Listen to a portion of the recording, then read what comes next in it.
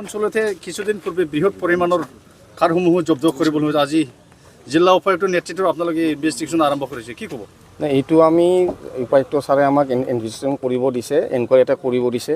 তাত কোন দোষী নহয় সেইটো ওলাই পৰিব। এতিয়া আমি ষ্টাৰ্ট কৰিলোঁহে, মানে ইয়াৰ পৰা মানুহ যাব, ষ্টেটমেণ্ট ল'ব যোনে বন্ধ কৰাইছিল আৰু তাৰ মানুহ কোন ইনভলভ আছে, এইবিলাক গোটেই ওলাই পৰিব আফটাৰ মানে এনকুৱাৰী। আপুনি কি দেখি পাইছোঁ এতিয়া জংঘলত গৈ পেলাই? দেখিছোঁ আমি চব বন হ'বলৈ ধ্বংস হৈ গৈছে। জংঘলতো মানে খালীয়ে দেখা পাইছোঁ, মেক্সিমাম খালী দেখা পাইছোঁ।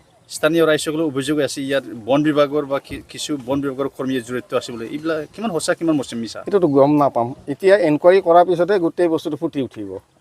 আপোনালোকে এতিয়া ট্ৰেইন আৰম্ভ হৈছে। এইটো ফাইনেললৈকে গৈ পাবনে ছাৰ? পাব নিশ্চয় নিশ্চয় ৰিজাল্টো পাব ইয়াৰে।